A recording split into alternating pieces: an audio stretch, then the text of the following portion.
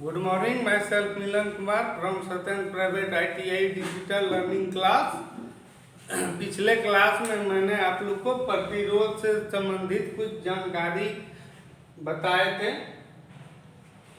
क्या था कि प्रतिरोध के बारे में आप लोग को बताए थे कि प्रतिरोध एक्चुअल में क्या होता है, किसी चालक तार के लंबाई का समानुपाती होता है। मतलब कि ये बताए थे R प्रोपोर्शनल L, और क्या बताए थे, रेसिस्टेंस का इनवर्सली प्रोपोर्शनल या फिर व्युत्क्रमानुपाती, क्रॉस सेक्शनल एरिया का व्युत्क्रमानुपाती और लंबाई का समानुपाती होता है। तो ये दोनों मिला के आप लोग को बताए थे कि ये दोनों का अगर हम मिला देते हैं तो हो जाता है R proportional L by A।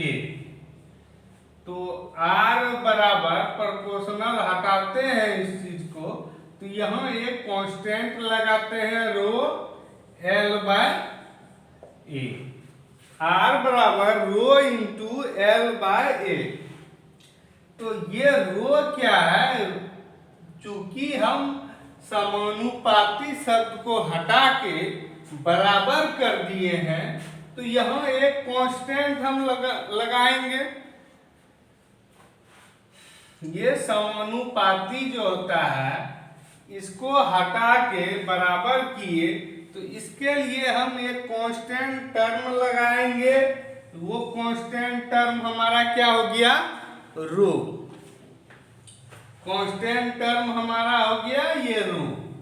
तो रो क्या हो गया, इसी को बोलते हैं विशिष्ट प्रतिरोध। विशिष्ट प्रतिरोध,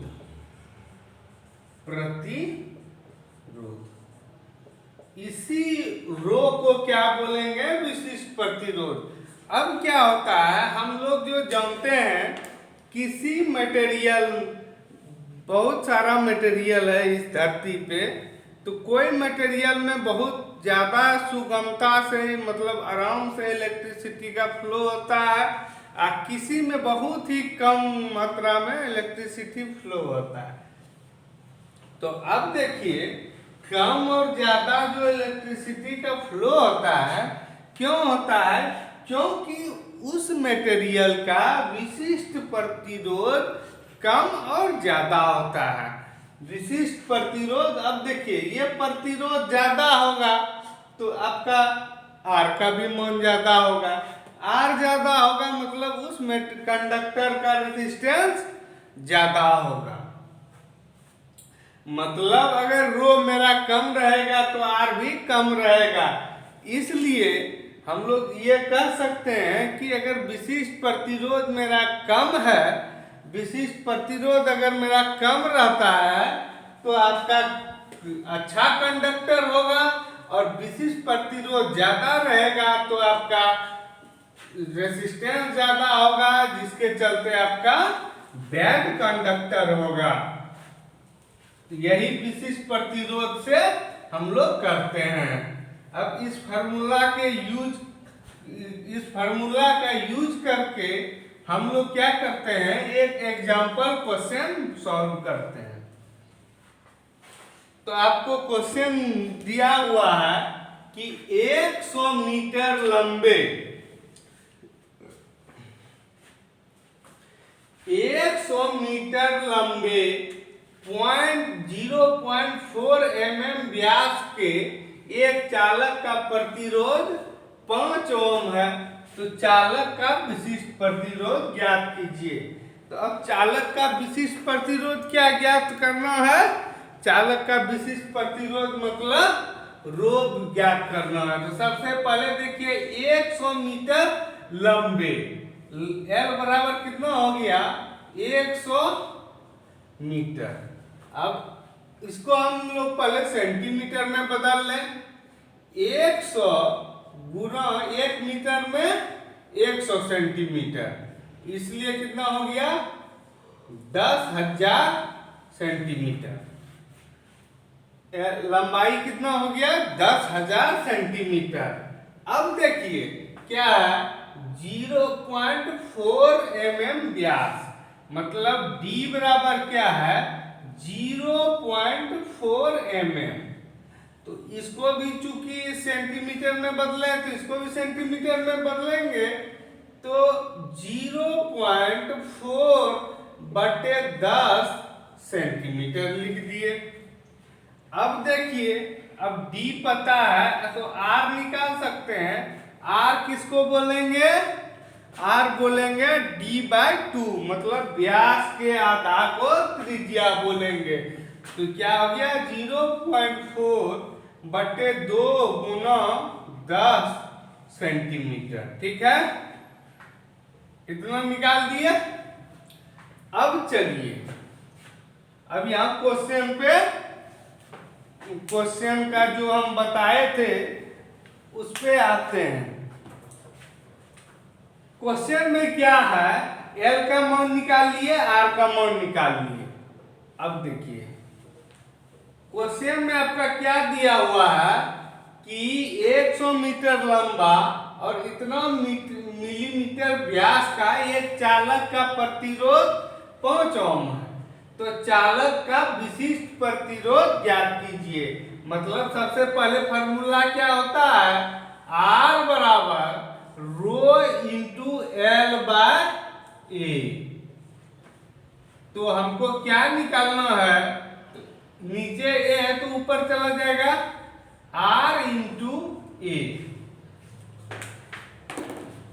R ए ऊपर चला जाएगा, R इंटू ए बराबर रो गुना L।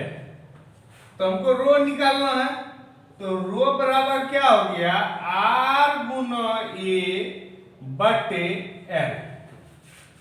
R गुना ए बटे L। अब देखिए हम सॉल्व करते हैं। रो बराबर क्या हो गया R आपका दिया हुआ है, R कितना दिया हुआ है, प्रतिरोध कितना है 5 ओम। R बराबर दिया हुआ है, इसको फॉर्मूला एक बार और लिख लेते हैं, R A बाय L। तो R दिया हुआ है 5, A का मान क्या है 1 पाई R स्क्वायर, पाई गुना R स्क्वायर। R कितना है, इसको अगर कटा दीजिए 2, मतलब 0.2 बटे 10 बराबर लिख सकते हैं इसको 0.2, इसको ऐसे लिख दीजिए अच्छा इसको इतने रहने देते हैं, कोई दिक्कत नहीं है, जैसा होगा वैसे।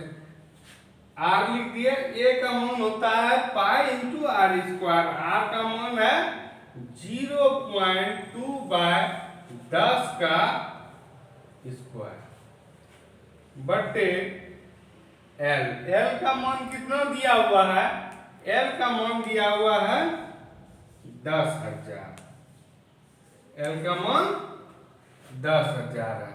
अब देखिए यहां हो जाएगा पाई इंटू 5 गुना 0 छोड़ देते हैं, 0.2 गुना 0.2 बटे यहां क्या हो जाएगा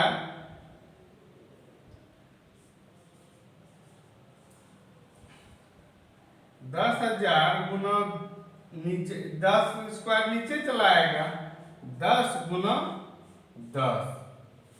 अब इसको हम लिख सकते हैं, इसको गुना करेंगे तो क्या हो जाएगा 2 दूनी 4 पंचे 20.20, तो मतलब हो जाएगा 0.2 पाई बटे 10 टू दी पावर 7, या फिर इसको ऐसे कर सकते हैं 0.2 गुना 3.14 बटे 10 टू दी पावर 7। तो क्या हो गया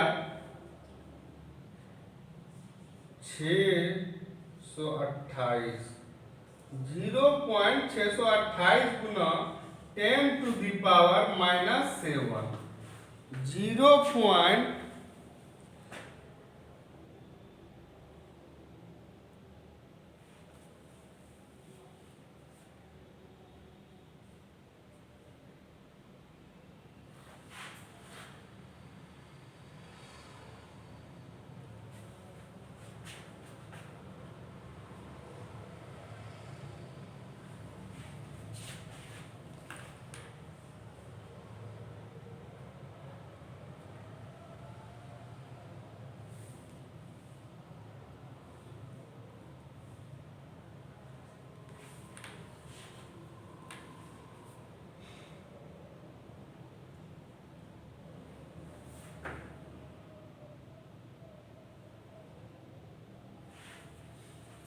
यहाँ शून्य गिनेंगे 1 2 3 4 5 6, यहाँ 10 पर पावर 6 होगा, 10 पर पावर 6,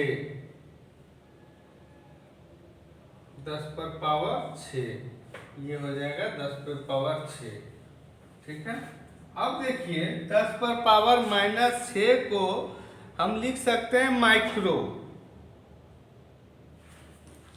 तो इसको लिख सकते हैं 0.628 माइक्रो ओम सेंटीमीटर, ओम सेंटीमीटर। इसका होता है ओम सेंटीमीटर मात्रक। ओम सेंटीमीटर मात्रक से हम विशिष्ट प्रतिरोध का मान ज्ञात करते हैं। सिर्फ यही फार्मूला पे आपको वैल्यू पुट कर देना है, सब चीज का मान, उसके बाद आपको आंसर कर लेना है। तो आज के क्लास में इतना ही, बाकी नेक्स्ट क्लास में। Okay, thank you.